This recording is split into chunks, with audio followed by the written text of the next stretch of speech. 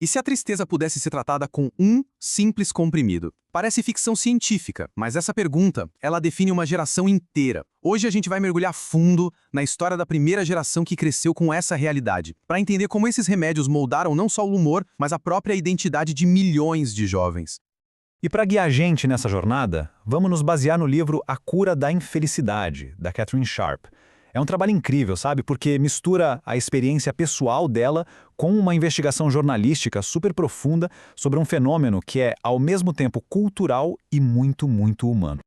Tudo começa numa cena que parece até clichê. Uma tarde de verão, tranquila, numa varanda de república de faculdade. Um momento que não tinha nada de especial, mas que, na verdade, foi a faísca para uma descoberta, olha, chocante.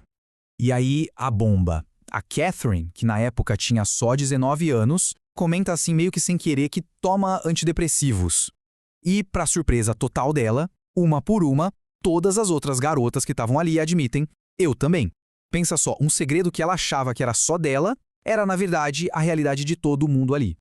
Imagina o que passou na cabeça dela. Tipo, o chão sumiu. Por um lado, foi um alívio gigante, né? Aquela sensação de ufa, não tô sozinha. Mas por outro, uma confusão danada. Peraí, se todas aquelas meninas, gente que ela admirava, também tomavam remédio, o que isso queria dizer? Era uma epidemia silenciosa de depressão? Ou tinha alguma coisa muito mais complexa rolando ali? Então, aquele papo na varanda não foi uma simples coincidência, não. Foi um sintoma claro de uma mudança cultural gigantesca. A geração da Catherine foi basicamente a primeira a crescer bem no meio de uma revolução farmacêutica. E a velocidade com que tudo mudou foi impressionante. Olha só, o Prozac foi lançado em 87. Em pouco mais de 10 anos, esses antidepressivos, os ISSS, passaram de novidade para um dos remédios mais vendidos no mundo. Isso mudou radicalmente o jeito que a sociedade via a tristeza, a ansiedade, tudo. E os números mostram uma coisa bem curiosa que o livro investiga a fundo. O uso de antidepressivos é mais que o dobro entre as mulheres. E essa diferença já começa a aparecer lá na adolescência. A pergunta que fica é, por quê? Será que as mulheres são mais propensas à depressão? Ou será que a sociedade joga um peso emocional muito maior nas costas delas? E o motor por trás dessa explosão toda de antidepressivos foi uma ideia simples, mas muito poderosa, a do desequilíbrio químico. Essa narrativa transformou o sofrimento emocional numa doença do corpo, sabe? Uma doença biológica. E a solução parecia mágica. Toma um comprimido e pronto, conserta o cérebro. Só que essa solução, que parecia tão simples, acabou trazendo um monte de perguntas bem complicadas, até perturbadoras. Pensa bem, o que acontece quando alguém começa a tomar um remédio que mexe com as emoções antes mesmo de saber direito quem é? Essa é a grande questão que ficou pairando sobre uma geração inteira. Tipo, se o remédio me deixa mais extrovertido, essa sou eu de verdade ou é só um efeito colateral? Se ele me ajuda a superar o fim de um namoro, eu realmente superei ou o remédio só tá botando um pano quente em cima da dor? E essa comparação aqui mostra perfeitamente a diferença que é crucial. Um adulto que começa a tomar um antidepressivo geralmente tem um ponto de referência, né? Um eu de antes, para onde ele quer voltar. Agora, e um adolescente? Essa referência simplesmente não existe. O eu ainda está sendo construído, é como se fosse uma casa em obras. E aí a medicação vira parte da fundação. Isso torna tudo muito mais complexo, muito mais angustiante.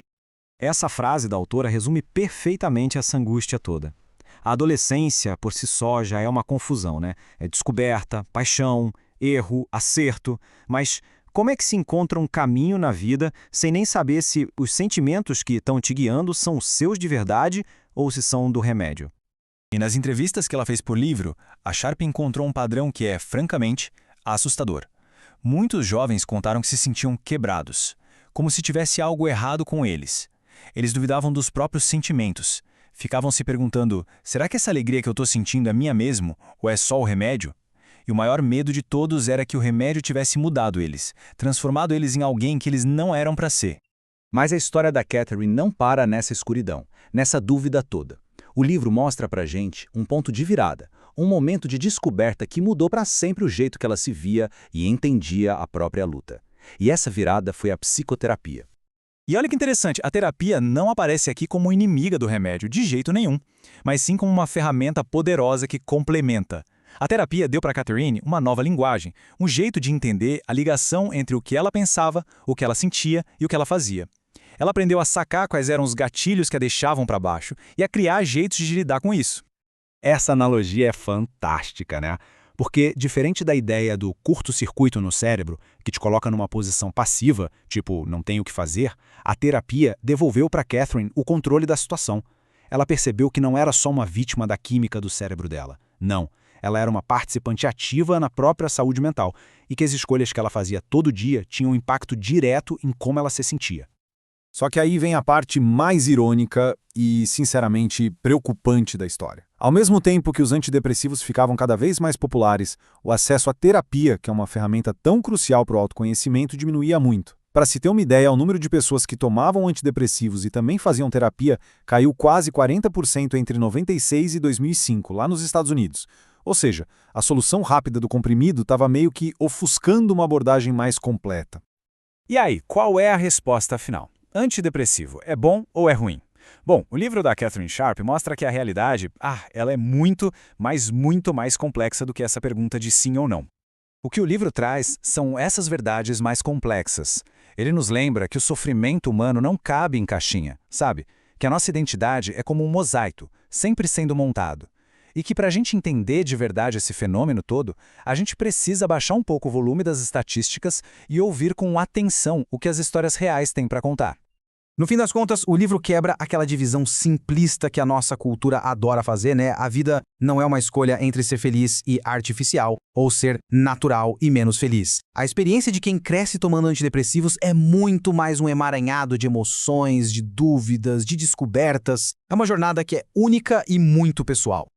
E a gente termina com essa reflexão. O trabalho da Catherine Sharp é um lembrete muito forte de que, por mais que a ciência nos dê ferramentas importantíssimas, são as histórias das pessoas, com toda a sua complexidade, que nos dão a verdadeira sabedoria. Então, que essa nossa conversa de hoje sirva de convite para a gente falar mais sobre saúde mental, sem medo, sem tabu, sem preconceito. Valeu por acompanhar a gente até aqui.